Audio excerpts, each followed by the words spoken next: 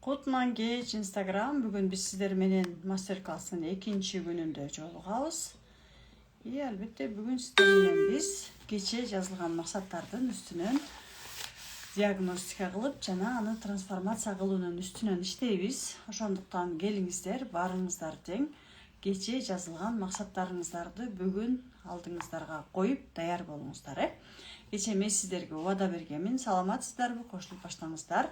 Мен кандай угулуп жатам? Эгерде жакшы угулуп жаткан болсом, плюс белгилерин калтырып кетсеңиздер, мен кандай угулуп жатам? Комментарийге плюс белгилерин калтырыңыздар, эгерде мен жакшы угулуп жаткан болсом. Instagram жана Telegram сиздерде кандай угулуп жатат? Записти күйгүзүп койдум.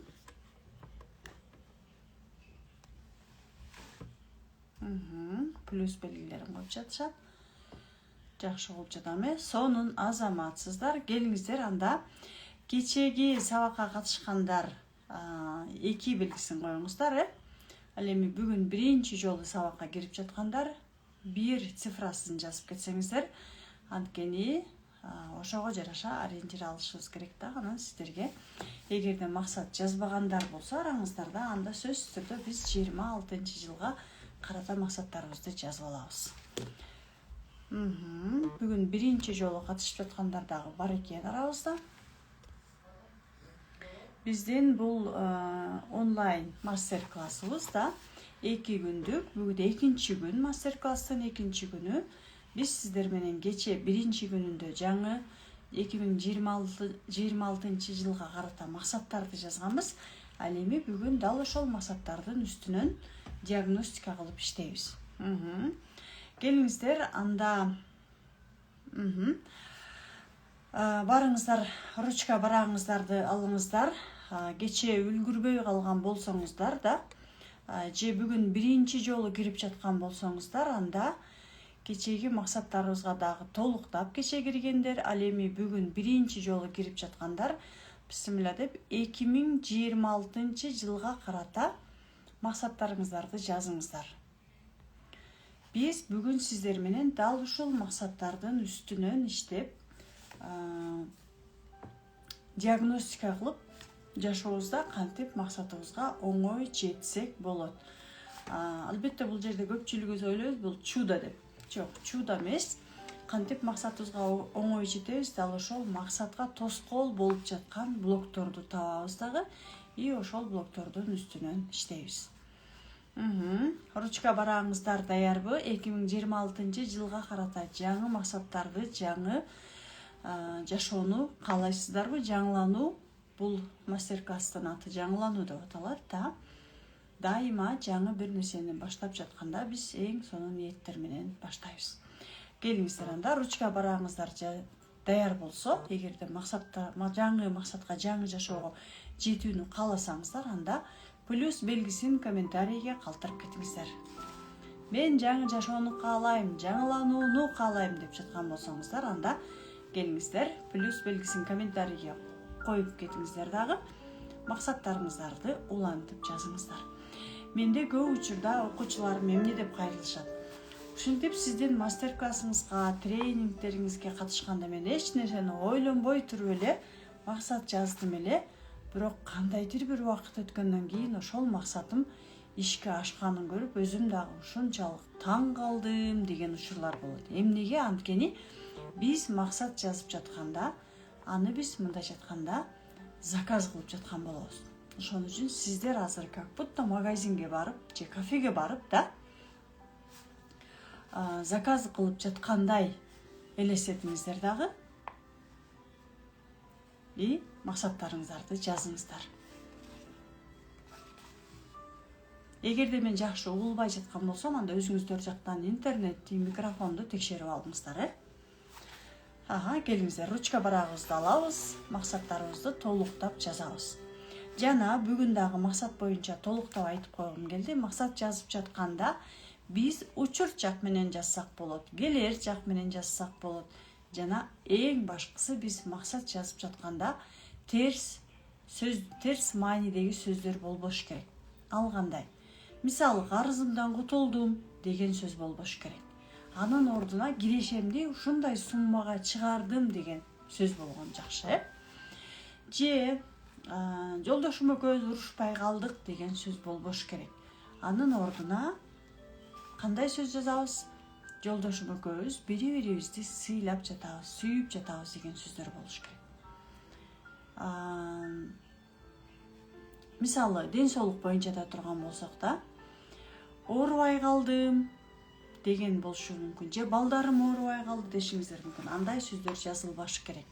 Именно терс маанидеги сөздөр жазылбаш керек. Анын ордуна балдарымдын ден соолугу чың, таптаза, мисалы, каныңыз аз болуп чарчай берген болсоңуз, например, да, чарчабай калдым эмес, менин маанайым дайыма таптаза, маанайым дайыма жарык, дайыма энергичныямын деп ушундай плюс сөздөр менен жазыңыздар. 2026 жылга келиңиздер, максаттарыбызды жазабыз. Бүгүн дал ушул максаттардын үстүнөн иштейбиз. Андыктан баарыбыз тең терең дем алып, темизди чыгарып, максаттарыбызды жазабыз. Кеттик. 45 минута өткөнгө чейин максаттарыңыздарды улантып жазыңыздар.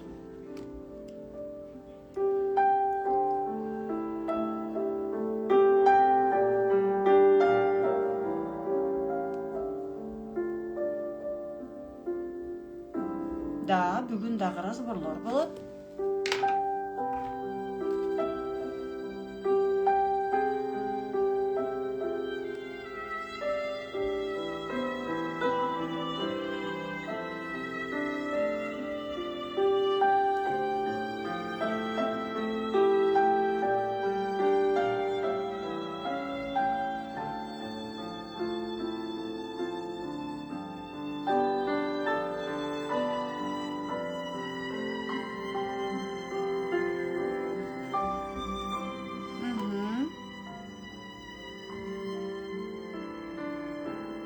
Жазып жатасыздар, жаңы кошулгандар, максаттарыңыздарды жазыңыздар.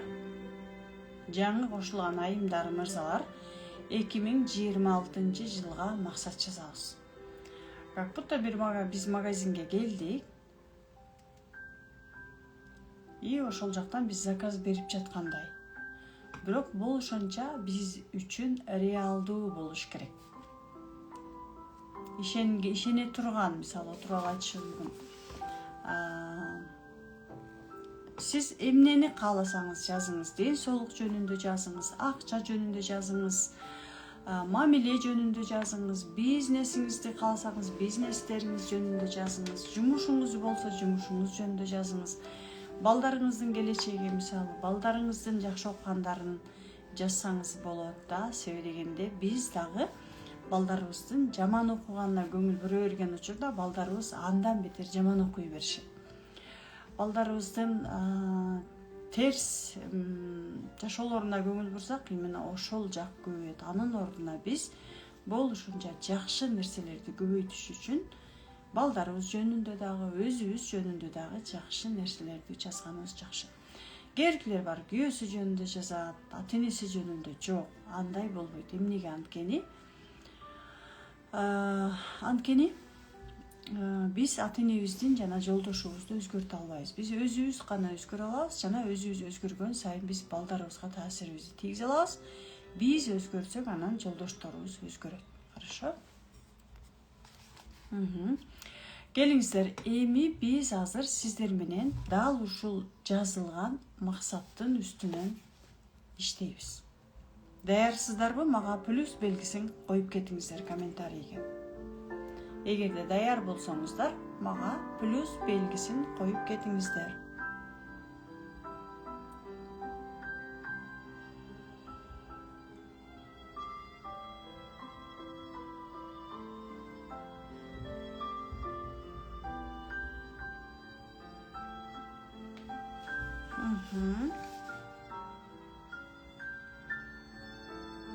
Да, биз азыр сиздер менен түз эфирде дароо практика жасайбыз. Жана дагы мындай суроолор болуп жатат. Фигура дегенде мен эч нерсени түшүнбөй жатам, мындай жомок айтып жаткандай эле болуп атат, мен эчтекени түшүнбөй жатам деп атасыздар да. сиздердин менин айтып жаткан сөздөрүмдү түшүнбөй жатканыңыздар, бул биринчиден жаңы келген болсоңуздар түшүнбөйсүздөр. Жана бул нормалдуу көрүнүш. Жана ошондой эле сиздер айрыкча максаттын үстүнөн иштеп жатканда же таарынычтын үстүнөн иштеп жатканда менин сөзүм түшүнүксүз болуп, уга албай, кабыл ала албай, же мени жактырбай, же менин үнүмдү жактырбай, же түшүнбөй жаткан болсоңуздар, бул дагы нормалдуу көрүнүш. Эмнеге? Анткени сиздер өзгөрөм дегенде, сиздердин өзгөрүүңүздөр биринчи каяктан башталат? Сиздин ой жүгүртүүңүздөн башталат.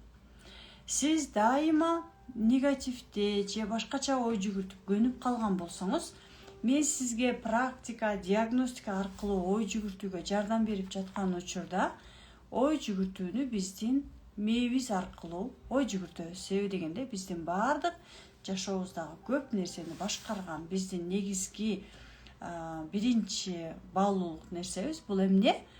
Мээбиз. Мээ именно өзгөрүүнү каалабайт. Мындайча айтканда, комфорттон чыккысы келбейт. Ошон үчүн сөздү түшүнгүсү келбейт. Мисалы, жаңы бала деп коеюн, кичинекей бала мектепке барып баштады. Кээ бирки балдарда, баардыгы эмес. Ошол сыяктуу эле кээ биркилер араңыздарда. Мисалы, сиздер деле бир жаңы маалыматты окуп жатканда, жаңы китепти окуп жатканда, же балдарды жаңы бир жерге алып барып атканда да, бала эмне дейт? Баргысы келбейт, окугусу келбейт, түшүнбөйт да, каалабайт, жок деп аябай сопротивление болот, туурабы? Ошол сыяктуу эле биздин дагы мээбиз дал ушундай жаңы жашоону, жаңы максаттарды койгондо биринчи кезекте сопротивление болот. И это нормально. Эмнеге? Анткени биз сиздер менен биздин энергияларыбызды алып жаткан көптөгөн капачылык, таарыныч жана түрдүү блоктор менен иштейбиз. Бул жакта сиздердин алдыңыздарда инструкция жаңылануу, таарынычтардан арылуу, тектен энергия алуу десе, сиздер ойлошуңуздар мүмкүн. Тектен энергия алат десе эле биз кайсы бир башка дүйнөгө барып келе тургандай ойлошуңуздар мүмкүн. Эч кандай бир башкача дүйнөгө барбайбыз. Баардыгыбыз тең эле ушул эле жерде калабыз. Эч кандай бир өзгөчө нерселер болбойт. Биз болгону сиздер менен эмне кылабыз? Өзүбүз менен эле иштей беребиз. Телеграм экран көрүнүп атабы? Мен телеграм экранды чыгарып койдум. Кыздар барсыңарбы? Көрүнүп атат, жаңылануулар, Да, карап туруңуздар. Эми келиңиздер, ошондуктан биздин мээбизге дискомфорт болбош үчүн биз сиздер менен биринчи кезекте ниет коюп алышыбыз керек. Деги эле менин жазып жаткан максатымдан мен эмне алам? Биз азыр сиздер менен максат жаздык да. И ушул жазылган максатымдан мен эмне алам? Деп өзүңүздөргө биринчи кезекте суроо бериңиздер. Биз түрдүү максаттарды койдук. Мисалы, турмушка чыгам, балалуу болом, бизнес ачам, акчамды көбөйтөм, ден соолугум мындай болот, тигиндей болот деген максаттарды койдук. Бирок мен дагы деле түшүнбөйт. Акча болсо, конечно, любой эле адамга жагат да дешиңиздер мүмкүн. Но сиздер өзүңүздөр үчүн жооп бериңиздер дагы. Эгерде сиздин ушул максаттарыңыз ишке аша турган болсо, ишке ашты дейли. Сиз андан эмне аласыз? Өзүңүзгө ушул суроого жооп бериңиз. Жана комментарийге жоопторуңуздарды жазыңыздар. Эгерде сиздин жашооңузда ушул максаттарыңыз сизде ишке ашса, сиз андан эмне аласыз? Сиздеги сезимдер кандай болуп өзгөрөт? Сиздин жашооңузда эмне өзгөрөт? Сиздин өзүңүз жөнүндө сүйлөңүз дагы, комментарийден бөлүшүңүздөр. Мага сиздердин жоопторуңуздар керек. Мен сиздерге мастер катары да, талдоо чебери катары, мисалы мен бүгүнкү күнгө чейин миңдеген окуучулар менен иштегенмин, миңдеген разборлорду жасаганмын. 21-жылдан бери мен именно ушундай терең максаттарым менен келген айым мырзаларга миңдеген разборлорду жасап жүрөм. Жана именно ушул жооптун аркасында абдан чоң нерсе бар. Рахат алам дейт, энергия алам. Дагы давайте жазыңыздар. Бакыбат жашоо, бактылуу жашоо аласыздар, хорошо? Барыңыздар ушул суроого жооп бериңиздер. Эгерде сиздер ушул максаттарыңыздарга жетсеңиздер, сиздер андан эмне аласыздар?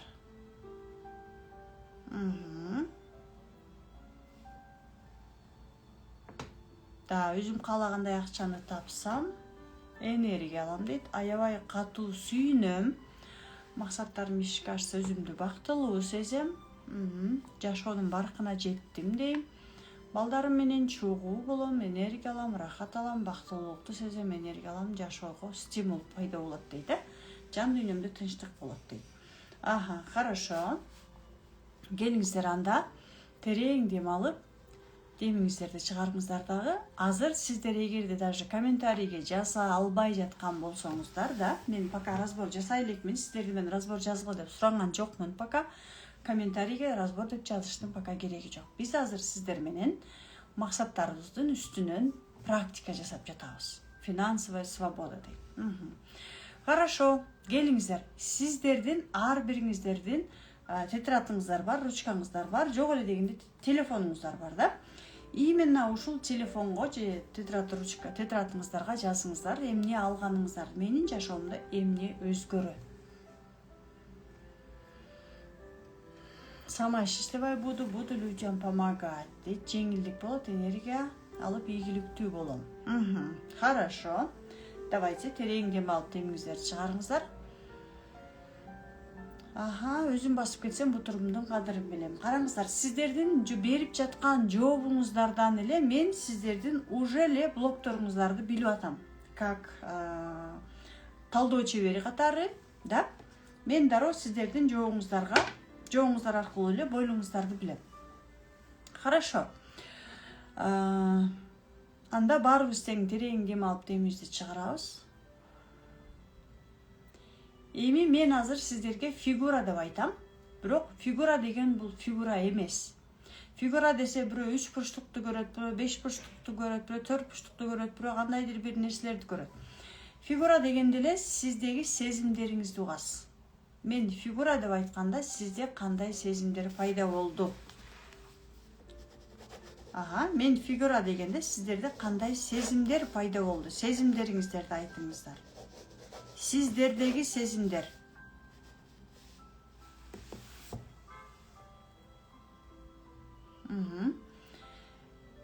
Биринчи фигураны көрүңүздөр. Şu биринчи фигура дегенде сиздердеги өзүңүздөрдүн сезимдериңиздерди угуңуздар. Сезимдер, тоголок эмес, сезимдер. Сизде кандай сезим пайда болду? 3 бурчтук, 4 бурчтуктун кереги жок. Бул фигура дегенде сиздер дароо эле геометрия, бул геометрия эмес, бул именно талдоо чебери боюнча сабак. Фигура дегенде сизде кандай сезим пайда болду? Хорошо, бирөөнүн караны, какой-то бир образды көрүшүңүздөр мүмкүн. Хорошо. И ошол образга кандай сезим пайда болду? Терең дем алып демибизди чыгарабыз. Биз азыр сиздер менен 26-жылга карай койгон максаттарыбызга диагностика жасап жатабыз. Себеби дегенде биздин бул максаттарыбызга эмне керек? Энергия керек биринчи кезекте да. И ошол энергиябыз каякка кетип жатканын, черная дыра деп коет го, именно ошол дырка каякта экенин табабыз азыр сиздер менен. Себеби дегенде биз мисалы чакага сууну куйдук, да? Сууну куйганыбыз менен мисалы бул чашканын ичиндеги биздин максатыбыз деп элестетели, да? И бул стакандын ичине биз энергияны куйганыбыз менен ал тешик, да? Тешик болсо кайра эле канчалык иштей беребиз, же үй албайбыз, же машина албайбыз, же турмушка чыкпайбыз, же бактылуу болбойбуз. Бардык энергиябыз негедир бир белгисиз, бизге түшүнбөгөн эле тешиктерден чыгып кете берет. Анткени биз сиздер менен именно ушул тешиктерди бүтөй турган практиканы, диагностика жасап алабыз дагы, тешиктерди бүтөй турган больдорду, тешиктерди таап алабыз дагы, анан ошону бүтөп чыгабыз мындайча айтканда. И ошондон биздин 26-жылы чакабыз толуп да максаттарыбыз ишке ашып баштайт. Так, терең дем алып демиңиздерди чыгарыңыздар дагы. Коркууну көрүп жатам дейт да. Эгерде башкача сезимдер болгон болсо, сыгылып жатам да. Жакшы сезим, хорошо. Бриллиант дейт, хорошо. Терең дем алып демиңиздерди чыгарыңыздар. Ишенимсиздик. Да. Эми ушул мен айткан фигурага болгон сезимдериңиздер сиздердин эсиңиздерге эмнени салып жатат? Эмне эсиңиздерге келди ушул фигураны сезгенде? Биринчи эле кезекте эсиңиздерге келген ситуацияны айтыңыздар. Ситуация болушу мүмкүн, адам болушу мүмкүн, какой-то бир окуя болушу мүмкүн. Эстедим дейт да. Ыйлагым келди. Кандай окуяны эстедиңиздер? Именно ушул биринчи фигураны сезгенде да, эмне эсиңиздерге келди? Кайсы учур? Сиздерге айтарым, болушунча тереңирээк киргенге аракет кылыңыздар. Мисалы, балалыкка барышыңыздар мүмкүн. Же какой-то бир ажырашууларды эстеген болушуңуз мүмкүн да. Элестеттим дейт. Хорошо. Да, өзүңдү жакшы тут деп, өзүңүзгө болгон сүйүү менен иштешиңиз керек экенин сезип атасыз да. Эми терең дем алып демибизди чыгарып турабыз. Эмнеге терең дем алабыз? Биздин мээбизге азыркы учурда биз именно сознание, подсознание менен иштеп жаткан учурда мээбизге аябай нагрузка келет. Кээ биркилериңиздер уйкуңуздар келиши мүмкүн, эстей беришиңиздер мүмкүн да. Кээ биркилер даже уктап калат, сабак бүткөндөн кийин ойгонуп. Башыңыздар ооруп кетет, это нормально. Көңүлүм айланып атат дейт, молодец, сонун. Эми караңыздар, азыр терең дем алып демибизди чыгарып, көзүбүздү жумсак болот, себеби дегенде канчалык биз көзүбүздү жумган сайын биз ошончолук алаксыбайбыз. Көзүбүздү жумуп алганыбыздын себеби биз алаксыбаганга эле аракет кылабыз. Көзүбүздү ачканда бизде баары свет, телефон бар көрүнүп атат. Комментарийлерди окуй беребиз да. Алаксыбаш үчүн көзүңүздөрдү жумасыздар дагы, терең дем алып, демиңиздерди чыгарып, мен айтып жаткан фигурага караңыздар. Эгерде окуяны эстеген болсоңуздар, анда окуяны ошол учурга барганыңыздарды эстеңиздер. Ошол учурга барыңыздар. Биз азыр сиздер менен уже диагностиканы аяктап жатабыз. Азыр трансформация бөлүгүнө өтөбүз.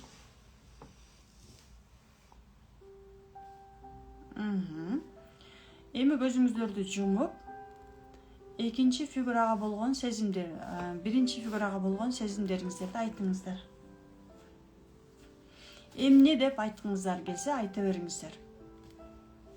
Мисалы, мен сени сезбей жатам, көрбөй жатам, жан дүйнөмдө тынчтык болбой жатат, жүрөгүм айланып жатат, кускум келип атат.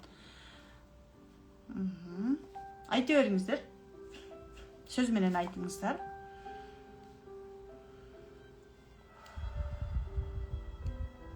Мага тиешеси жок деп айтсаңыз болот да. Ыйлагым келип жатат деп.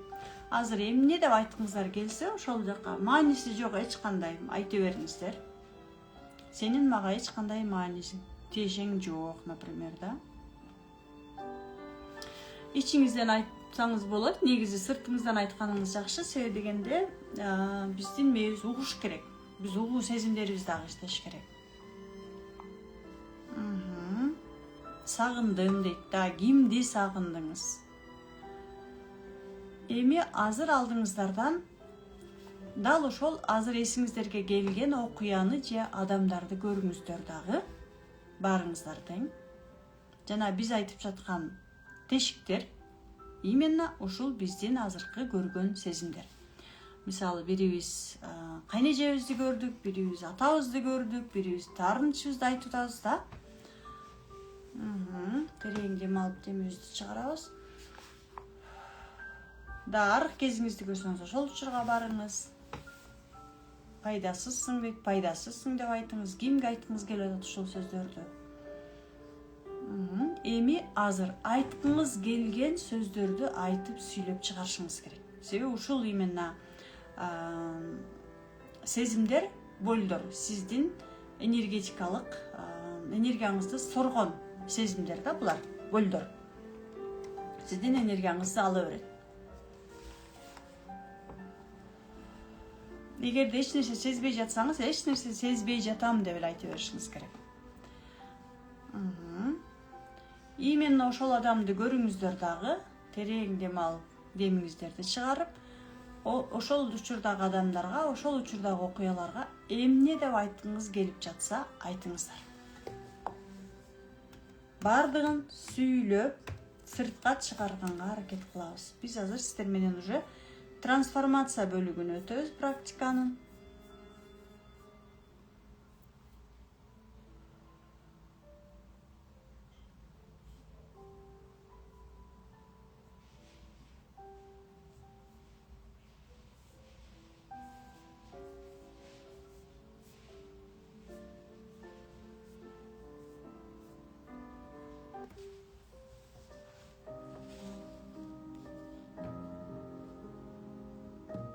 Терең дем алып демибизди чыгарабыз.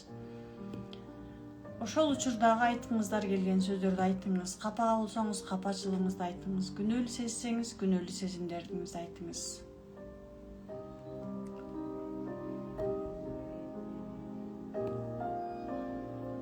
Эгерде тынбай эстеп аткан болсоңуздар, это нормально. Көбүрөөк терең дем алып демиңизди чыгарып туруңуз. Тамагыңыз болуп атканы, ал айта албай жаткан сөздөрүңүз, сүйлөңүз. Сүйлөгөнгө аракет кылыңыз. Көбүрөөк дем алыңыздар.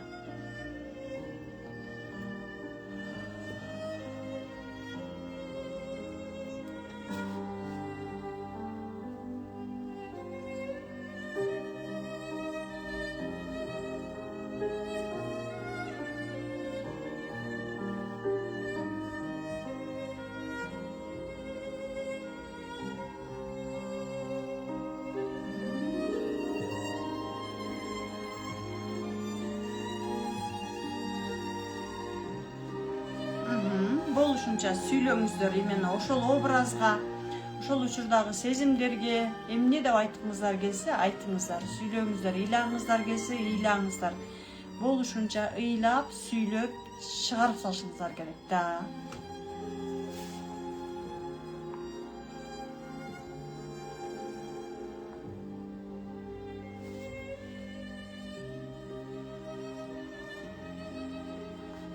Азыр кечирим сураңыздар келсе, азыр кечирим сураңыздар. Мен жакшы көрөм сени. Мен сени капа кылдым деп.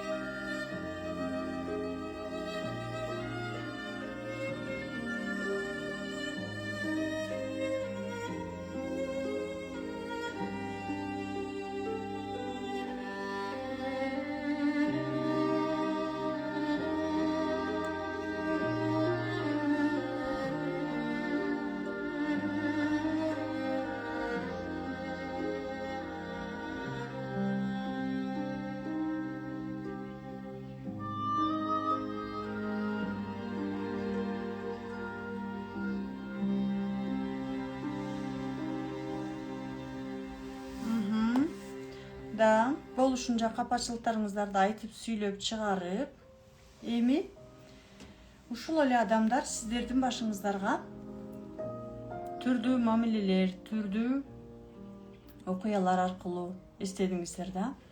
Сиздер алдыңыздарга койгон максаттарыңыздарга көп учурда жетпей жатканыңыздардын себеби именно ушул адамдарга, именно ушул учурларга, ситуацияларга да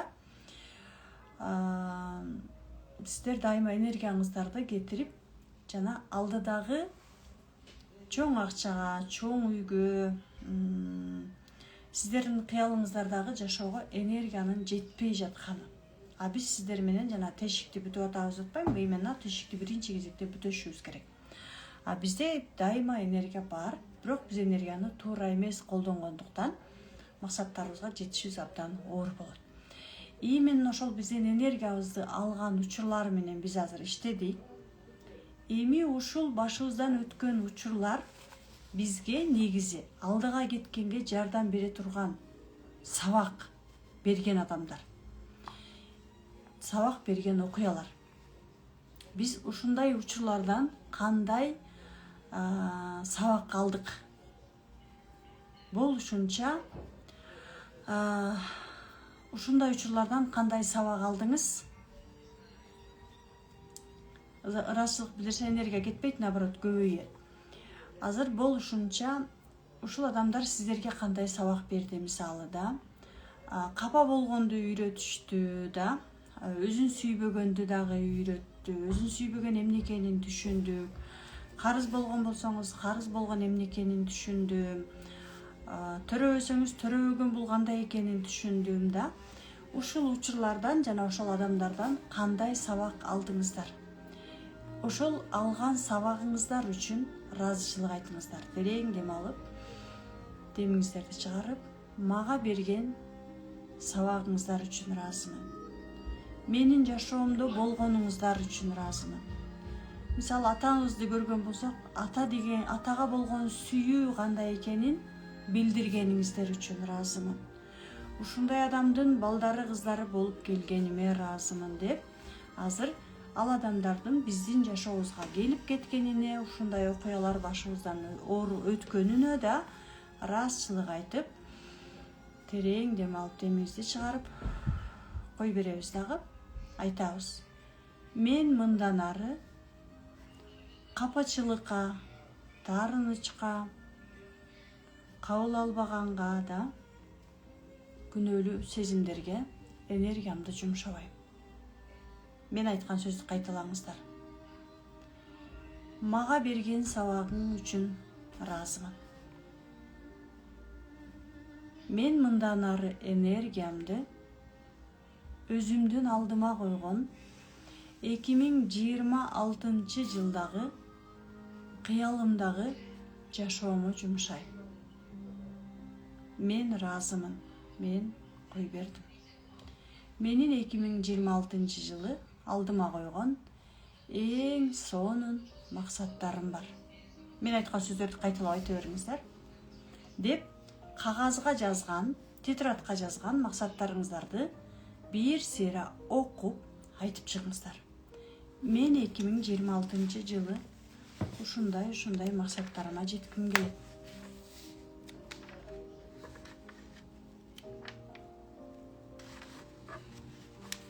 Максаттарыңыздарды бир сыйра кайталап окуңуздар.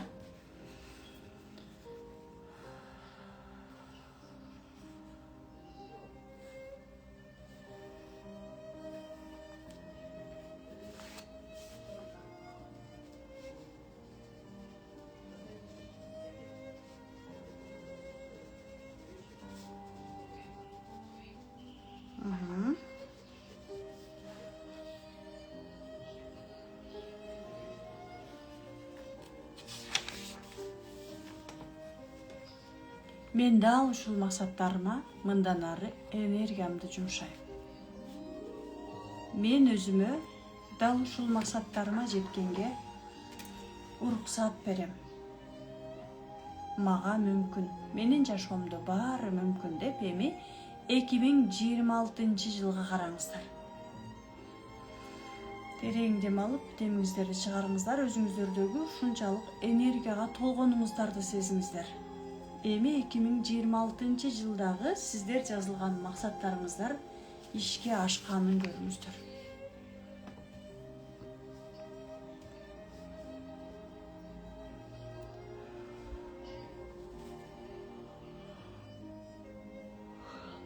Сиз ал жакта эмне кылып жатасыз? Прям башыңыздан өткөрүп жашаңыз ошол жашооңуз менен.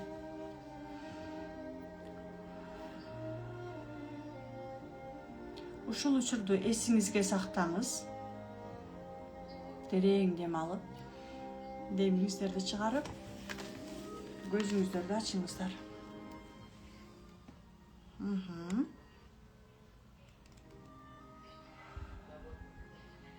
Келиңиздер, эми практикадагы сезимдериңиздер менен бөлүшүңүздөр. Биз азыр сиздер менен мини разборлорду жасадык. Мини разборлордо сиздерде кандай болду сезимдериңиздер бөлүшүңүздөр.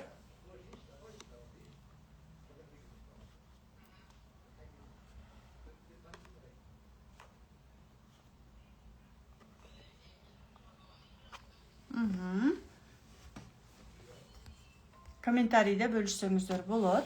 Түшүндүңүздөр да, биз биринчи кезекте чакадагы тешиктерди бүтөшүбүз керек, чтобы энергиялар башка жака кетип калбаш үчүн да. Биз канчалык тешиктерди бүтөгөн сайын биздин чакабызда суу толо берет, то есть энергия толо берет.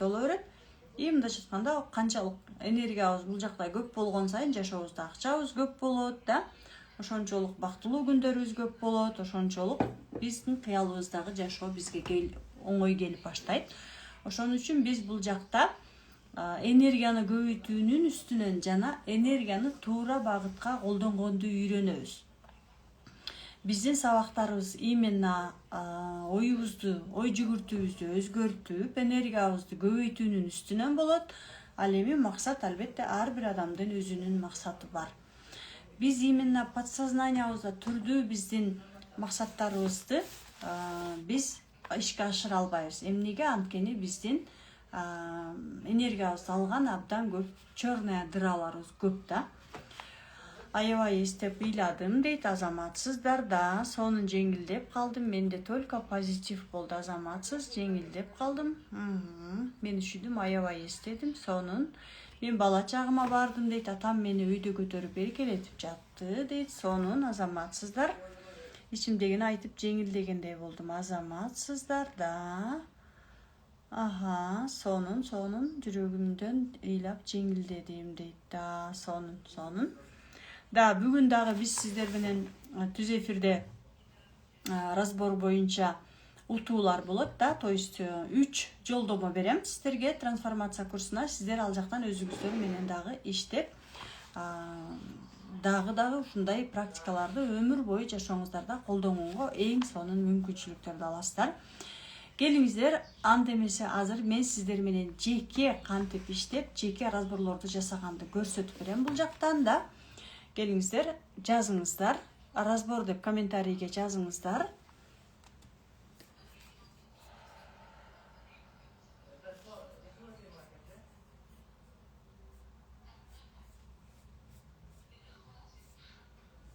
Разбор деп жазыңыздар.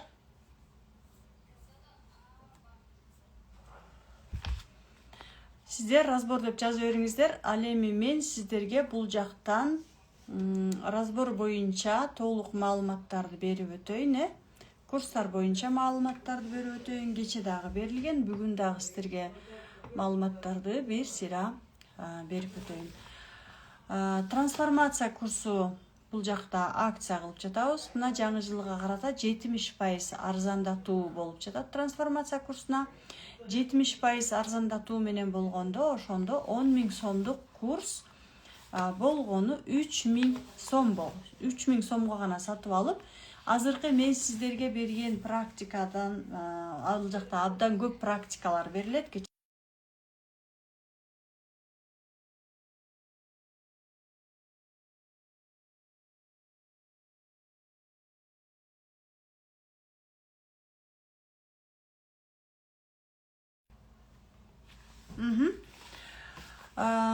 Трансформация курсунда азыр мен сиздерге жасап бергендей мини разборлорду сиздер кураторлор менен чогуу жасайсыздар. Ал кыздар үйрөтүшөт сиздерге, менин жардамчыларымда. Жана өзүңүздөр дагы капачылыктан кантип арылам, таарынычтан кантип арылам деген практикаларды трансформация курсунда жасасаңыздар болот.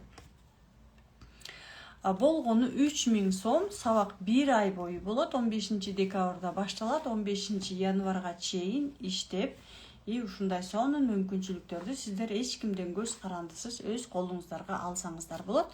Трансформация курсуна катталуу боюнча комментарийге номерлериңиздерди калтырсаңыздар, кыздар сиздер менен байланышат дагы, толук маалыматтарды беришет. Жана ушундай эле мен сиздер менен албетте азыр бул жерде индивидуалдуу иштей алган жокмун да. Эгерде мени менен Заткан Жусупова менен жеке иштешким келет, Заткан Жусупова менен суроолорумду берип, жанында болгум келет деп жаткан болсаңыздар, анда эң сонун сиздер үчүн сонун мүмкүнчүлүктөр бар. Мен кантип сиздер менен жеке кантип иштешип, сиздердин терең жаткан, катылган бойлоруңуз менен кантип иштөөнү мен сиздерге айтып берем. Бул талдоо чебери курсу,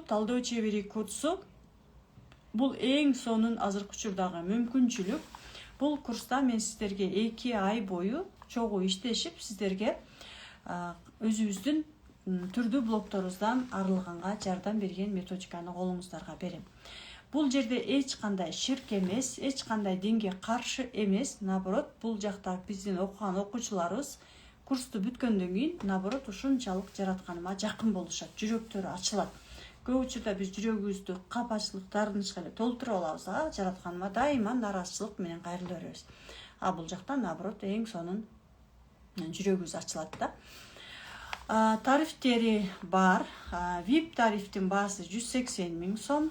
Сиздер айтышыңыздар мүмкүн, ой, кымбат экен дешиңиздер мүмкүн.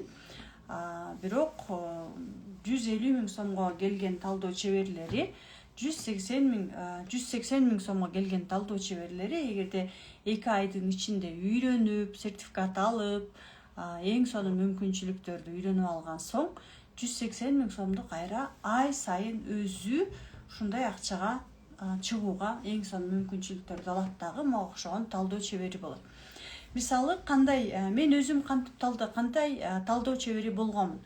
Мисалы, мен жаңы талдоо чебери, именно бул методиканы Кыргызстанга биринчи мен алып келгенмин. 2021-жылы окуганмын өзүм талдоо чеберине. Мен дагы жашоомдо жертва болуп, кыйналып, карыз болуп 2 миллион, цирроз печень менен ооруп, жолдошум менен ажырашып, атам өтүп кетип, жолдошум менен ажырашкан эмесмин, уже ажырашкандын үстүндө турганмын. Аябай кыйналып жүргөн кезимде өзүмдү сүйбөйм, өзүмдү эң акыркы орунга коём, бизнесимден результат болуп атса да көрчү эмесмин, да жертва эле боло берчүмүн. Ошондо анан ушул талдоо чеберине келип 2 миллион болгондуктан жана өзүм дагы аябай жертва болгондуктан мен жүрөгүмө жаккан бул методика менен иштеген 5 000 сомдон күнүнө 3, мен азыркыга чейин клиенттерим бар, мага келген клиенттерим 3 000 сомдон, 5 000 сомдон разборлорду жасачумун, кээде 1000 сомдон, собота күндөрү 1000 сомдон жасачумун. Ошентип элестетиңиздер, бир күндө мен 3 клиентке разбор жасасам канча миң болот? 5 000 сомдон болгондо 15 000 сом болот да. 10 күндө мен канча миң сомго иштей алам? 15 000 сомдон бир күндө. 10 күндө мисалы, бир айда мейли айланайын, 30 күндө мейли коеюн. Бир айда мисалы мен 10 күн иштесем, 10 күн эле иштеп койсом да, бир жумада 2-3 жолу да бир айда 150 000 сомго чейин тапчумун. Мастер болуп жүрүп элечи. Ошол учурдагы мен разбор жасап берген айымдар азыркыга чейин келишет дагы, ошондогу жасалган результаттарды азыркыга чейин айтып таң калышат да. Сен ошондо мага разбор жасап, ушундай результаттар болуп, даже акча жок, прям Кыргызстанга келип, такыр уже все кыйынчылыкта жүргөн айымдар дагы акчага разбор алгандан кийин, бул жерде кеп мен кыйын болгон үчүн эмес.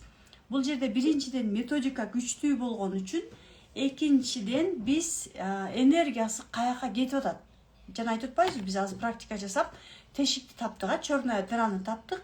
Биз именно разбордун ошол энергиянын каяка кетип жатканын эле таап, трансформация кылып коем мен мастер катары да. Ал адам уже все жана тешигин бүтөгөндөн кийин акчасы көбөйүп да, мамилеси оңолуп, балдары үйлөнүп, эң сонун результатты алган айымдар азыркыга чейин бар. Азыркыга чейин мен уже мына талдоо чеберинин амбассадорлугун сатып алганмын. Бул жактан мен сиздерге сертификаттарымды көрсөтөм.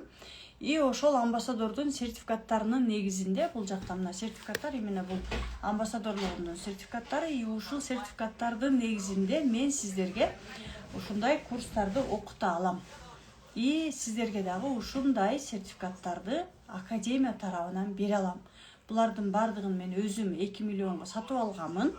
И официалдуу түрдө мен сиздерди академияга киргизип, и сиздер менен дагы эң сонун мен черный экран жаба албай калдым окшойт дейт да. Жаба албай калсаңыз дайыма иштешиңиз керек. Султан, иди туда, выходи, пожалуйста. Телефон без звука тогда поставь. Без звука, совсем без звука. Хорошо? Ага. Ооба, мен разбордон кийин бизнес ачкам дейт да. Көрдүңүздөр, уже бул жакта менин клиенттерим бар, бөлүшүп атышат, азаматсыздар да.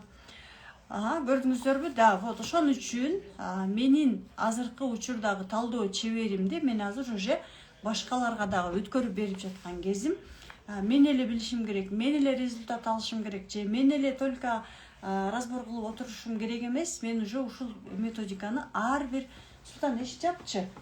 Ар бир айым үйрөнүп алсын, ар бир мырза үйрөнүп алсын деп мен уже бул куралды сиздердин колуңуздарга берип жаткан кезим. Ошон үчүн талдоо чебери курсунда сиздер именно мендей болуп эле талдоо чебери болуп чыга аласыздар. Талдоо чебери курсуна катталуу боюнча комментарийге жазсаңыздар болот, и толук маалыматтарды аласыздар. Ал жакта бул жакта көрүнүп тургандай эле 2 тариф да. Сиздер именно VIP кимдерге туура келет? VIP баарыңыздарга туура келет. Баарыңыздарга туура келет. Сиздер ал жакта 2 ай окуйсуздар. Жума сайын мен чыгам, сиздер менен иштешем. Именно кураторлор иштешет, жана кантип онлайн өзүңүздөрдүн разборуңуздарды сатуу боюнча Кундуз Таштанова сиздерди үйрөтөт. Группалаштарыңыздар менен да үйрөнөсүздөр. И анан 2 айдын ичинде уже сиздер практика менен иштеген уже талдоо чебери болуп чыгасыздар.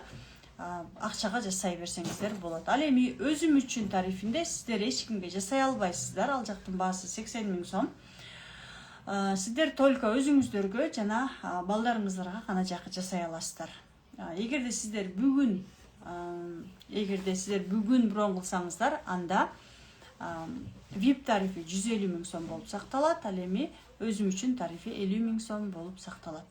Бул методиканы ар бир айым билиш керек деген де бул жакта жазып атышат. Айымдарда чындыгында Назира айым дагы эч нерсени түшүнбөй эле келген, бирок Назира айым азыркы учурда методиканы үйрөнүп алып, и группалаштары менен дагы иштеп, практика кылып, сонун результаттарга жетип жаткан кези. Рахмат. Трансформацияга катталуу боюнча жана талдоо чеберине катталуу боюнча комментарийге номериңиздерди калтырыңыздар, сиздер менен байланышат. Так, мен азыр сиздерди разборго чакырам. Жана разбор боюнча эскертип койгум келди. Бул эфирлер сакталат. Бул эфирлерди биз өчүрбөйбүз. YouTubeга чыгат бул эфирлер. Эгерде сиздер мени элдин астында мен окуп эле көп ийгиликтер болду сонун. Мен элдин астына чыкпайм, мен жабышым керек бетимди деп жаткан болсоңуздар, анда чыкпай эле коюшуңуздар керек, хорошо? Өзүм үчүн жок, өзүм үчүн сиздер башкалар менен иштей албайсыздар. Өзүм үчүн өзүнүн аты айтып тургандай эле, сиз только өзүңүз үчүн гана окуйсуз. Эч кимге консультация бере албайсыз, эч кимге разбор да кыла албайсыз. Комментарийге номериңиздерди калтырып, маалымат алыңыздар. Так, Наргиза 120290.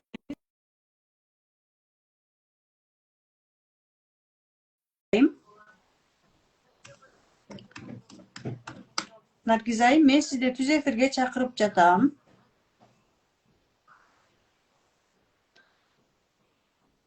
Да, бетиңиздер көрүнүп турат, конечно, да, бетиңиздер көрүнөт. Сиз бул жакта бойлоруңуз менен дагы иштейсиз. Да, саламатсызбы? Саламатчылык, кандайсыз? Да, отам. Саламатсызбы? Саламатчылык. Сиз сурооңуз кандай? Атыңыз ким? Атым Наргиза. Элдин алдына чыкканга даярсызбы? Ооба. Эртең өчүрүп койгула десеңиз, анда болбойт, хорошо? Ооба. даярмын. Ага, хорошо. Келиңиз, сурооңузду айтыңыз. Кандай суроо менен чыктыңыз? Менин суроом ошол негедир ыйлагым эле келе берет да. Вот азыр. Атыңыз? Атым Наргиза. Кайсы учурларда ушундай сезимдер болот сизде? Султан, терезени жапчы болом. Менде ата жөнүндө кинолорду көргөндө, ырларды укканда Ата жөнүндө? Ага, атаңыз каякта? атам каза болуп калган. Качан? 6 жыл болду. 2019, э? 2000 Хорошо, азыр Ооба. келиңиздер, атасы өтүп кеткендер. Султан. Дверь закрой. Окно закрой. Келиңиз, азыр алдыңыздардан атасы өтүп кеткен, атасын кой бере албаган айым мырзалар, алдыңыздардан азыр атаңыздарды элестетиңиздер. Жөн гана элестетебиз. Биз азыр баардыгыбыз тең именно биздин мээбиздеги болгон нерсени биз көбүнчө образ менен көрөбүз. Это психология. Биз ошону түшүнөбүз. Мисалы биз бычак десек, бычакты дароо элестетебиз, туура? Элестетебиз. Келиңиздер, азыр сиздер алдыңыздан атаңызды элестетиңиз. Көзүн жумамбы. Атаңызга эмне айткыңыз келип жатат? Атаңызга болгон сезимдериңиздер кандай? Дайыма оюман кетпейт. Күнү түнү оюмда. Оюмдан кетпейт. Хорошо, айттыңыз, ата, сиз менин оюмдан кетпейсиз. Султан. Ата, сиз менин оюмдан кетпейсиз.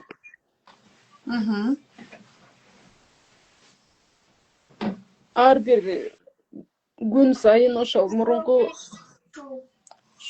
басып тургандары эсиме келе берет. Мындай тирүү жүргөндөй эле боло берет да. Хорошо, айта бериңиз. Прям эмне деп айткыңыз келсе, азыр айтып чыгарышыңыз керек.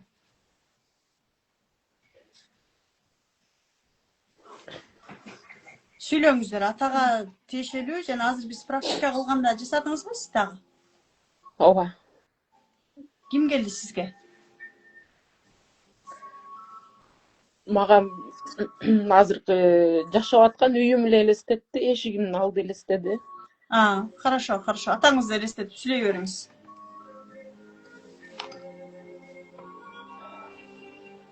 Айтыңыз. Как будто атаңыз сиздин жашооңузга келип, акыркы сөзүңүздү айтып аткандай сезиңиз. Эмне деп айта албай калган сөздөрүңүз бар? Кандай күнөөлүү сезимдериңиз бар атаңыздын алдында? Ошо акыркы жолу көргөнүндө мен ошо жанында боло албай калганымда. Өкүнүч. Хорошо, айттыңыз. Өкүнүч, ооба. Да, айттыңыз. Мен ошол күнү папамдын өтүп кетерин билгенде мен кетпейт болчумун да, жанында ошо акыркы мүнөттөргө чейин турсам. Атаңызга айтып аткандай сүйлөңүз. Ата, эгерде мен сиздин өтүп кетериңизди билгенде, мен сиздин алдыңыздан чыкмак эмесмин. Ата, эгер мен сиздин өтүп кетериңизди билгенде, мен эч жакка кетпейт болчумун. Мен азыркыга чейин өкүнөм. Сиз үзүлүп жатканга жаныңызда болбогонум үчүн. Сиздин үзүлүп жатканыңыз да мен жаныңызда болбогонум үчүн аябай өкүнөм. Дагы кандай сөздөрүңүз бар айта турган? Айта бериңиз.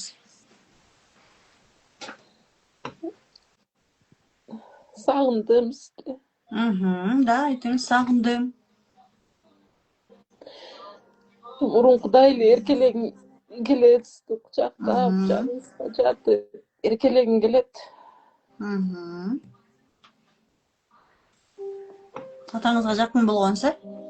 Ооба, жалгыз кыз болчумун. Дагы? Ушу акыркы мүнөттөрдө жаныңызда болбой калганым үчүн кечирим сурайм. Кечириңиз. Мен сизди сагындым аябай. Эми как будто атаңыздын баш жагында отурганыңызды сезиңиз. Кучактап атканыңызды сезиңиз.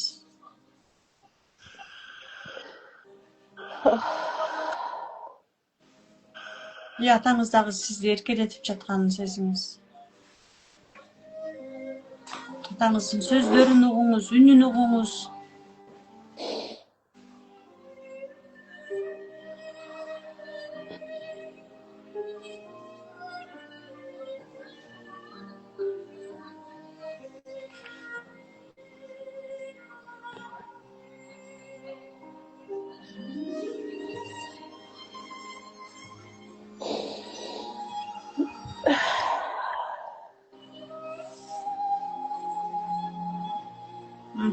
Терең дем алып демиңизди чыгарыңыз. Эми айтыңыз. Ата, папа, Ата, ата. папа дечим да. Да, Папа дейм. папа. Папа. Мен азыр түшүндүм. Мен азыр түшүндүм. Көрсөм мен. Siz өткөндөн баштап, Siz өткөндөн баштап, азыркыга чейин сиздин чечимиңизди кабыл албай келиптирмин. Сиздин чечимиңизди кабыл албай келиптирмин. Siz өткөндөн баштап, мен өзүмдү жоготкондой сезим менен жашап келе жатыптырмын. Жоготкондой сезим менен жашап келе жатыптырмын. Да. Бирок мен азыр түшүндүм, ата. Папа. Сиз бул дүйнөдөн кетсеңиз дагы, сиздин мага болгон аталык сүйүүңүз өмүр бою мени менен чогуу жашайт экен. Эми сиздин денеңизде, оң тарабыңызда атаңызды сезиңиз. Жана атаңыз сиз менен өмүр бою жашап жатканын сезиңиз. Дем алганыңызда, сүйүүсү сиздин денеңизде, ар бир клеткаңызда. Сүйлөгөнүңүздө атаңыздын сөздөрүн сүйлөп жатканыңызды. Ойлонгондо атаңыздай ойлонуп жатканыңызды.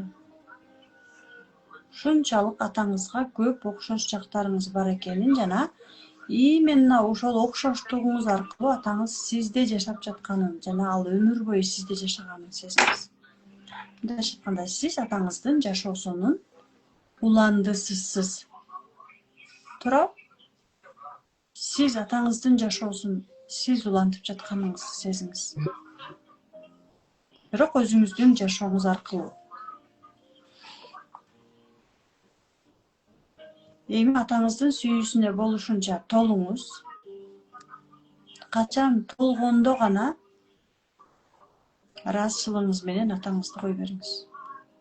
Бирок атаңызга сөз бериңиз. Атаңызды эстегенде мындан ары ыйлап эмес, ушундай атанын кызы болгонума сыймыктанам деп, сыймыктануу менен эстейм деп сөз бериңиз.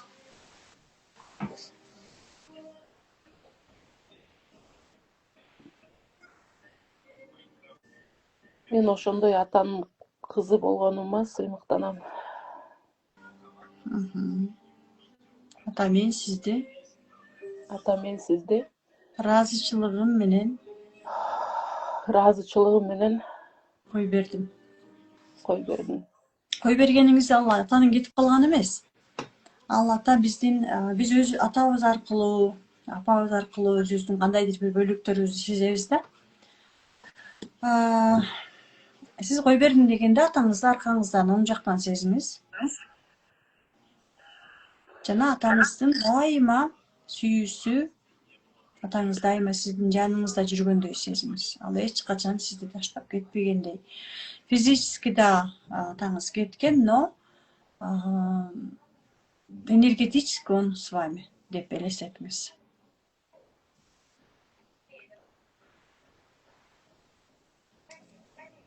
Сиздин түшүңүзгө кирет атаңыз. Ойлоносуз, именно атаңыз энергетически сиз менен чогуу болгон үчүн. Эми атаңыздан эмне кааласаңыз алсаңыз болот. Эркелесеңиз болот мурдагыдай эле. Мурдагыдай эле сүйлөшсөңүз болот. Но не физически ата менен, но уже энергетически.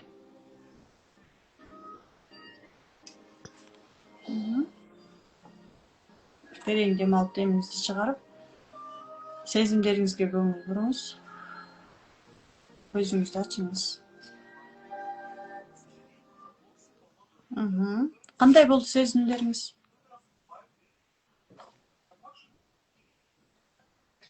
Жеңилдеген калдым. Жеңилдеди. Сиз биздин кайсы курста окугансыз? Менде жашоо өзөгү 8 баштагам. Ошону окугам. Аягына чыккан эмессизби? Боль болгон Ошол үчүн чыккан эмессиз да? Да. баштаган нерсемден деле дайыма аягына чыга албай атам да. Аягына Эмне чыга албай баштасам? жатканыңыздын себеби жумушубуздун башталган жумушубуздун аягы, биздин жасаган жумушубуздун результаты бул ата да. Атанын энергиясы менен келет да, негизичи бул мы пойдем к отцу деп коет да. Буну биз шарттуу түрдө ошентип айтып коебуз. Ошон үчүн и вы именно ушул атага бара албай жатыпсыз да, себеби дегенде ал жакта өкүнүч, боль, күнөөлүү сезим калып калган да. Мен сизди жок эле дегенде трансформация курсуна келиңиз деп сунуштамакмын, себеби дегенде жаман жери бул биз өтүп кеткен адамдарыбызды, жакындарыбыз, менде да ошондой болгон үчүн мен минус карыз болгонмун. Именно ошол атамды 21-жыл атам өтүп кетти. 21-жылдын аягында карыз болдум. Терең дем алып. И 22-жылы ооруп калдым да, себеби мен атамды кое бериш мен үчүн аябай оор болгон.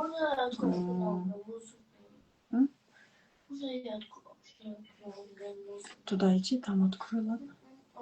Хорошо. Мен буга чейин дагы, кечиресиз, буга чейин дагы ушундай разбор кылдыргам. Элзат айым менен, сиз менен жолуккам. Эсиңизде барбы, жокпу билбейм. Ошондо да ошо ата менен иштешкенбиз да, анда дагы разбор алып. Андан кийин жакшы. Разбор алган бул өзүнчө, бирок мен эмне үчүн азыркы учурда методиканы алып алгыла деп атканымдын себеби биз адамбыз да. Биздин ой жүгүртүүбүз бул тынбай секунд сайын иштейт да. И жашообуз дагы секунд сайын жүргөн үчүн методиканы үйрөнүп алганыбыз жакшы. Өзүңүз менен эч кимден көз карандысыз, өзүңүз үйрөнүп алсаңыз, ошондой атанын, мисалы атаны деген ырчыктуу ыйлап атасыз да. Ошол учурда сөздөрүн билип, айтып, сүйлөп, дегенде мен дагы өзүм атам өтүп кеткенден бир 2 жылга чейин ыйлап жүрдүм да. Ата деген ыр чыкса эле болду, мен даяр болчу да меникичи. А так мен аябай деле папина дочка эмес болчумун, но ата бар, ата эне бар, эне да, ошон үчүн өзүңүз үйрөнүп алганыңыз жакшы. Хорошо, эч кимден көз карандысыз болуп. Себеби дегенде сиз канчалык иштеген сайын результаттарды дагы көп чыгартасыз, ийгиликтериңиз дагы көп болот, ден соолугуңуз дагы, ички сезимдериңиз дагы дайыма мындай неме болот да.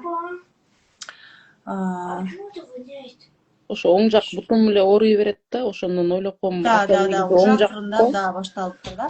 Ошон үчүн эгерде разборлорду көрүп жүргөн болсоңуз, анда мен сизге айтмакмын, лучше разбор үйрөнүп алыңыз деп. Жактыбы сизге разборлор? Жаккан, ооба, бир аз андан кийин көпкө чейин жеңилдеп, жакшы болуп жүрдүм. Да. Бирок кайра башталды да, кайра эле ошол. Кайра башталганынын себеби бизде деген жашообузда түрдүү максаттарыбыз бар да. Мисалы сиз бүгүн акчага коесуз, эртең ийгиликке коесуз, бүрсөгүндү да, ден соолукка коесуз да. И ушундай максаттарга бизге постоянно именно ата эне деп иштейбиз да, көрдүңүз да. Атадан постоянно энергия алыш керек болот. Атаңызды, сиз өзүңүздөгү эле атаңызды постоянно ошол жактан энергияны чыгарып турушуңуз керек. А бул жакта боль болсо, ал боль эмне кылат? Конечно, сизге энергияны чыгарып бербейт да, аягына чыкпайсыз. Ошон үчүн дайыма иштеп туруш үчүн лучше үйрөнүп алганыңыз жакшы. Да, биз мисалы мен мына 21-жыл бул методикага келгенмин, азыркыга чейин иштейм. Азыркыга чейин ата деп билем, азыркыга чейин апа деп билем, азыркыга чейин капа болом, азыркыга чейин таанам. Но мен иштеген сайын мен каяка кетем? Только вперед, алдыга карай кетем. А уже аркага кетпейм да. Мен иштеген жокмунбу, иштебей койдумбу, мен уже каяка кетип баштайм? аркага кетип баштайм. Акчада минуска кетем, ден соолукта минуска кетем да, ошон үчүн бул методиканы сиздер өзүңүздөр үйрөнүп, эч кимден көз карандысыз болуп үйрөнүп алганыңызга жакшы. Вот мен ошондой максатта сиздерге именно талдоо чеберин үйрөнүп алуу дегеним себеп ошо. Хорошо, ошон үчүн келип окуп алыңыз. Мейли? Рахмат. Өзүңүз үчүн жок эле дегенде өзүңүз үчүн. А так, конечно, VIP деле үйрөнүп алганыңыздар жакшы. Чоң рахмат сизге. ыраазычылык билдирем сизге. Рахмат. Так, айымдар, мырзалар, келиңиздер. Дагы жазыңыздар. Бул методика 50 миңби дейт. Баасы боюнча бул жактан маалымат берип кетейин. Трансформация курсунун баасы 10 миң сом, акция менен 70% арзандатуу менен 3 миң сомго катталып, 1 ай бою 40-50дөй практика бар. Ал жакта иштесеңиздер болот. Жана ал жакта конкурс дагы болот. Конкурстун утуп алуучуларына именно сонун белектер дагы бар. Трансформация курсун эгерде окуп утуп алсаңыздар, сиздер тренажер курсуна доступ аласыздар. Бул жакта көрүнүп турат да. Талдоо чеберине скидка аласыздар жана Кудус Таштанованын курсуна дагы сонун белектерди аласыздар. Ал эми талдоо чебери жөнүндө айта турган болсок, талдоо чебери мындай тарифтерде 2 тариф бар.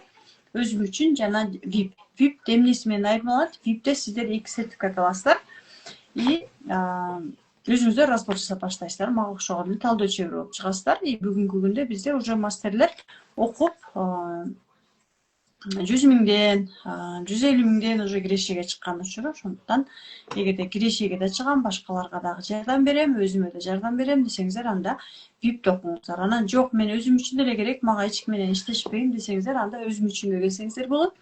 Бүгүн эртең брон кылсаңыздар, баалары бул жакта 150 миң сом жана 50 миң сом баалары сакталат. Эгерде бүгүн эртеңден уже үлгүрбөсөңүздөр, уже баасы кайрадан 180 миң сом VIP тарифи өзүм үчүн 60 миң сомго көтөрүлөт. Ошондуктан катталып окуп үйрөнүп алыңыздар. Бул куралдар сиздер үчүн өмүр бою керектүү куралдар. Бул жакта реквизиттерди чыгарып койдум. Ушул реквизиттерди скрин кылып алыңыздар. И ушул реквизиттер менен акча которуп 5 миң сомго брон кылып, мына мен брон кылдым деп жөнөтсөңүздөр сакталат. Качан курс башталат? 15 декабрда башталат. Трансформация курсу дагы, талдоо дагы 15 декабрда уже башталат. Мына уже келе жаткан понедельник уже буюрса, биринчи сабактар уже башталат. Так, да, давайте комментарийге номерлериңиздерди калтырыңыздар. Качанга чейин сакталат? Да, сонун суроо. Бул трансформация курсу 30 күн болот. 30 күн сабак окуйсуздар. 15 февралда уже трансформация жабылат. Ал эми талдоо чебери не келсеңиздер, трансформация курсу 1 жыл бою белекке берилет жана талдоо чебери 1 жыл бою сакталат. Талдоо чеберинде сиздер 1 жыл бою 2 ай окуйсуздар, 1 жыл доступка берилет. 1 жыл бою трансформацияны, талдоо чеберин, ага кошумча мастер про сабагы бар, аны кошо окуп өзүңүздөргө жардам берсеңиздер болот. Так, давайте анда разбор жасайлы. Разбор деп жазыңыздар. Чыкканга макулмун, элдин астына чыкканга макулмун деген айымдар чыгыңыздар, Элдин астына чыкканга макулмун, иштөөгө макулмун дегендер чыгыңыздар. Комментарийге номерлериңиздерди калтырсаңыздар болот. Сиздер менен байланышат биздин менеджерлер.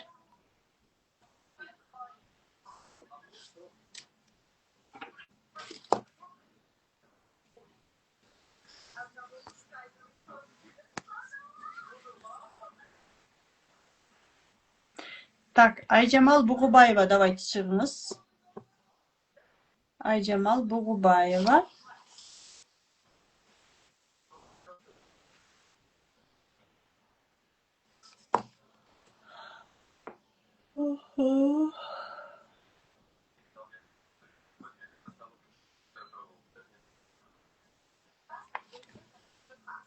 Дагы кандай курстарыңыз бар дейт? Азыркы учурдагы курстарыбыз трансформация жана талдоо чебери.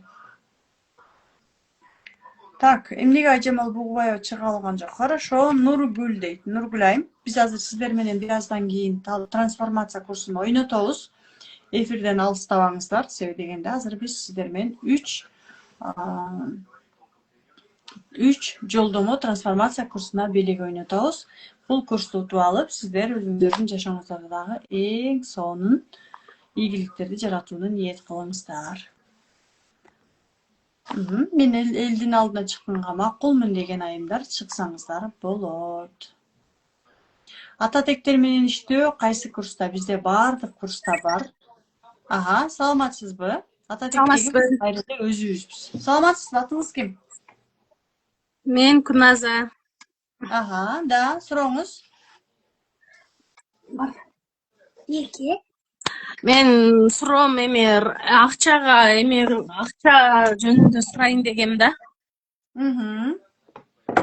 Акча боюнча башкаңыздардын дагы сурооңуздар болсо, именно ушул айымдын суроосу аркылуу сиздер дагы жооп алсаңыздар болот. Акча боюнча кандай сурооңуз бар? Мындай да, мен азыр декретте отурам да, жолдошум өзү эле иштейт да. Анан акча келет, күйөөм жок дегенде күнүнө 5000 же 10.000 алып келип калат, бирок эч эле мындай эмеси жок да. Кайра эле кетип калат. Өзүбүзгө керектүү эле нерселерге кетет, но бирок топтой албайбыз да. Акча неге каалаганыңыз? Мен каалаганым акча топтоп, өзүбүз 2 комнаталуу эмеде жашайбыз, Временкада. Ошо үй салып, үйүбүздүн алдына забор куруп, ошентсек деген ойлорубуз бар эле да. Хорошо, үй сиз үчүн эмне? Жүрчү. Аз менген. Ушу балдарыман качып эле. Үй сиз үчүн эмне? Сүйлөй бериңиз. Үй дегенде үй мен үчүн эмнегедир мындай жылуулук тартуулайт да. Кимдин жылуулугун сезесиз үй дегенде? Үй дегенде өзүм эле мындай комфорт сезем да, өзүм ошондой эле. Анан үйдө кенен үйүбүз, комнаталарыбыз, ар бирибиздин өзүбүздүн комнатабыз бар, элестетип, балдарым кенен ойноп жүрүшүн ушундай каалайм да. Хорошо. Жылуулук деп атпайсызбы? Үй деген сизге жылуулук тартуулайт деп атасыз. Кимдин жылуулугун эстейсиз дароо? Апанымбы же атанымбы? Кимдин мамилесиндей? Кимдин мамилесине окшош? Ата-энем деле андай деле жылуулугун деле элестетем, ата-энемин. Бирок ата-энемдин жылуулугу деле жакшы эле жеткен. Хорошо, ошондо кимдикине окшош жылуулук? Сиздин жанагы айтып жаткан үйүңүздү элестетиңиз. Ошол үйдөгү жылуулук кимдикине окшош? Сиз дароо эле айтканда күйөөм келди оюма. Жок, ата-энеңиз керек. Ата-энемен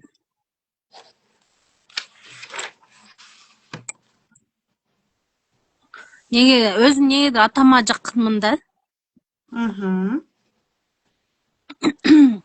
Атама жакынмын. Кимдин жылуулугу бала чагыңызда жеткен эмес? Негизи ата-энем Россияда, биз 2005-жылы ата-энем Россияга кетип, биз чоң атабыздын колунда чоңойгонбуз да. Канча жашыңызда баштап? Ал маалда бир 16-17 жашымда да. Алар качан кетишкен? 2010 апам 2005 биринчи кеткен, 2006 атам кеткен. Ал маалда мен мектеп окуучусу элем. Анан канча жашта элеңиз? 5-класста окуйт элем да, 5-6 класста. Ошол учурдагы сезимдериңиз? Ал учурда сезимдерим, биринчи апам Москвага кеткен. Кеткенде андан кийин атам менен калдык, биз сиңдим экөөбүз. Атам кийин мени чоң атама таштап, сиңдимди алып Москвага кеткен да. Ошол күнү атам менен кетким келип, түнү менен ыйлап, температура болуп ошентип чыккам. Анан чоң атам колунда жүрүп эле бирок көнүп деле кеттим. Жок, көнгөнүңүздү Чалым- токтотуңуз. Нет. Сизге именно ошол калып калган, алып кетпей койгон учурларыңыз керек. Ошо алып кеткен. Мындайча айтканда, сиз дагы деле ата энеңиздин жанына барып, эңсеп жүргөндөй эле сиз чоң үйдө эңсеп жашап жатасыз да.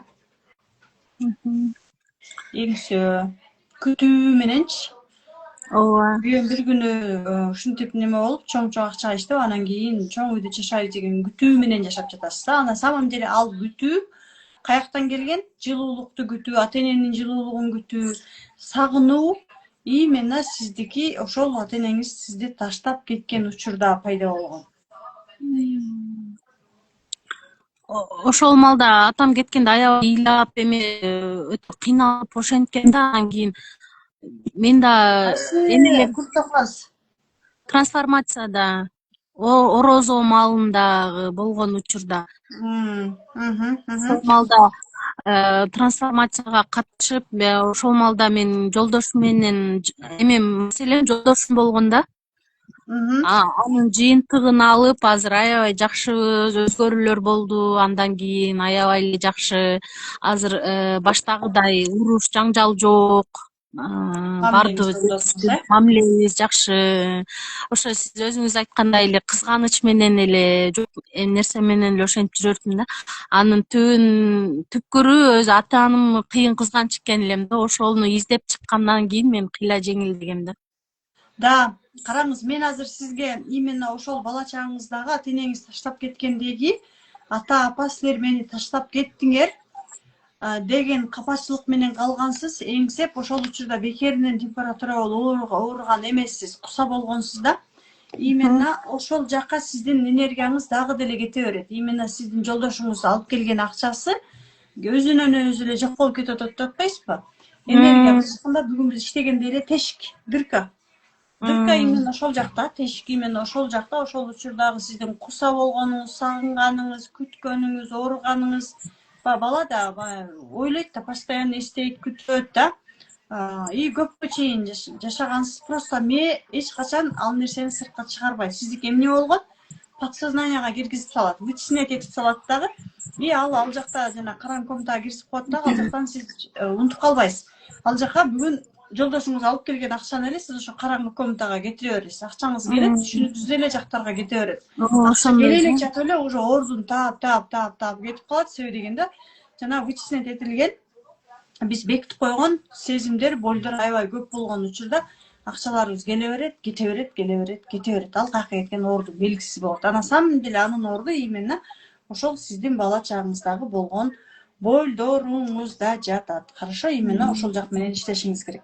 Дарыяларга түшүп алып, ушу суга агып кетсем, ата энеме жеткирсе деп ошондой кыялдар менен жашачумун да. Да. Скорее всего, мындай нерсе сиздин жолдошуңузда да болушу. Жолдошуңуз менен урушканда, капа болгондо да скорее всего болгон болушу мүмкүн да. Ошон үчүн сизге сунушум, андай нерсе болот. Бизде абдан көп окуучуларыбыз бар, өздөрү менен иштеп, окуп, жолдоштору сонун үйлөрдү салып, сонун ремонт кылып, сонун үйлөрдү алып, машиналарды алып, именно жанагындай караңгы комнатада вычислять этилген көптөгөн болдору менен иштегенден кийин уже энергиялары ал тешиктерге акпай, уже жашоолоруна кеткен окуучуларыбыз аябай көп. Аны угуп деле көрүп деле жүрсөңүздөр керек. Кейси саткан баракчасында бүт результаттар бар. Бардыгы болот. Болгону өзүңүз менен дагы тереңирээк иштешиңиз керек экен. Именно ошол жака барышыңыз керек. Андан кийинки учурларыңыз дагы бар да. Алар жокто кандай кыйынчылыктарды, кандай болдорду өткөргөнсүз, сизде алар ата энеңиз жок учурда жумшады, кимдир эмне деп сөз айтты, мектепте кандай болду, ушулардын баардыгы менен иштешиңиз керек. Бул менен бир эле жолу жетишиңиз керек. Капачылыгым чоң атам да аябай көп капа кылган да. Да. Себеби чоң атам өтө мындай копол киши болгон үчүн. Конечно, мен сиздин акчаңыз жок деп айтпайм. Акчаңыз кааласаңыз табылат, келет ал нерсе. Талда чебер өзүң үчүнбү жок эле дегенде келгенге аракет кылыңыз. Анан такыр болбосо, анда, конечно, трансформацияга кайрадан дагы келип, именно ошол жактагы, именно ошол ата энеңиз сизди таштап кеткен учурдагы көп капачылыктарыңыз менен иштешиңиз. Негизи ар жактан аябай жолдумун да. кайсыл жак кандай учур Сен болбосун, атаңызга жакынсыздар. кандай учур болбосун, кандай Мамин чучаларда акча көп болот дайыма. акча проблема болордо бат эле чечилип калат да, бат эле табылат, а Да, бирок да, да. сразу болуп калат, токтолбойт да. Топтолбогонун түшүнүңүз да. Хорошо. Түшүндүм. Анан Рахмат. көбүрөөк апаңызга жакын болушуңуз керек. Сиз материяны кабыл алышыңыз керек. Материя бул апа. Бирок мен апамга деле жакынмын, апам менен сырдашып, ушинтип эме. Атам менен атама жакын. Баардыгын эле айта бересиз, баары жакшы дей бересиз, но подсознанияңызда эмне жатканын билбейсиз. Хорошо? Анда мен сизди күтөм, талдоо чебери өзүм ушунда жок эле дегенде келиңиз. Анан үйдө туруп мени башкаларга да жардам берем десеңиз, анда, конечно, ВИПке келсеңиз болот. Хорошо? Түшүнүктүү, рахмат. Рахмат, жакшы туруңуз.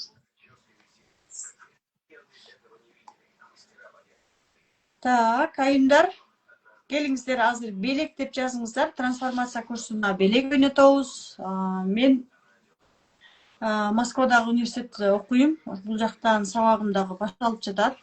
Ошон үчүн сиздерди дагы бошотоюн. Сиздерди анда мен 15 декабрда бул жактан буюрса жолугабыз. Азыр трансформация курсуна 3 белек кылайын дагы. И анан, конечно, разбор азыр кылсаңыз, ушул жакта эле калабы же интернетке эртең чыгабы дейт. Интернетке чыгат, ошол бойдон дальше кетет, ютубка чыгат, интернетке кетет. Мен байдан бери айтып жатам, булардын баардыгы бул жерде калбайт, интернетте калат. Интернетте звезда болосуз, мындайча айтканда. Сизди элдин баары тааныйт. И сизге окшогон айымдар сизди көрүп, анан өздөрүнүн болдорун таап, мисалы азыр айым үй сала албай жатам дедиби, именно эмне үчүн үй сала албай жатканын сиз түшүндүңүз. Турам, мен Гүлшага почтама кетип аткан турбайбы энергиям деп. И мен ошондой айымдарга сиз дагы жардам бересиз. И мырзаларга. Келиңиздер, анда мен трансформация курсуна катталуучуларга ниет коеюн. Султан, телефонуңду акырын кой балам. Ниет коеюн, трансформация курсуна келип, жашоосунда эң сонун результаттарды жасаган окуучулар келсин деп ниет коеюн. Так. Жакта лампочка гүлөт. Султан, тихо. Хорошо, келиңиздер анда. 3 адамга белек ойнотобуз. Практикам башталбай жатат го.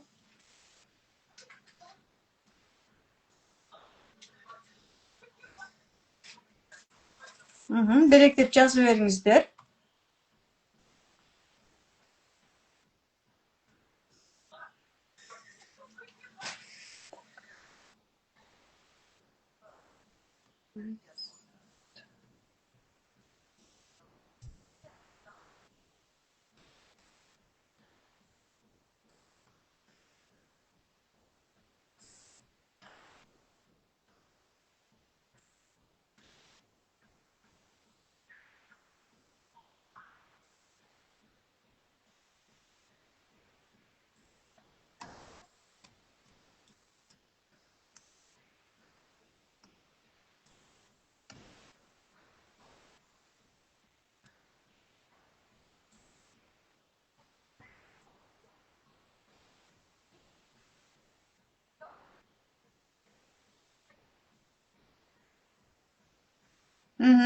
Жазсыңыздарбы? Так, келиңиздер, анда кеттик. Мен көзүмдү жумуп туруп эле тандайм. Сиздердин тандаганыңыздарды мен жөнөтүп коем комментарийге. Бул жакта 888Б деген айымбы мырзабы туш келди биринчи. Экинчи Айыпова Нурила массаж нарын ат башы дейт. Ал эми 3-чү трансформация курсу Исмаилова Жаннатай деген айымга туш келди. Сиздерди куттуктайм трансформация курсун именно ушул айымдарга. Сиздер мен ушундай белекти утуп алдым деп директке номериңиздерди калтырасыздар. Сиздер менен менеджерлер байланышат дагы, сиздерди трансформация курсуна катташат. Мен дагы бул жактан жазып коем. Номериңиздерди бериңиздер. Ал эми биз менен 2 күн бою чогуу болгонуңуздар үчүн сиздерге ыраазычылыгымды билдирем. Буюрса алдыда дагы чогуу болобуз. Ал эми трансформация талдоо чебери курсу боюнча консультация алууну кааласаңыздар, анда эртең кечки саат 8-де мени менен жеке суроо жоопко консультацияга келсеңиздер болот. Атайын WhatsApp'ка катталып алыңыздар, менеджерге жазыңыздар. Мен Заткан Жусуповадан именно талдоо чебери боюнча, трансформация боюнча консультация алгым келет.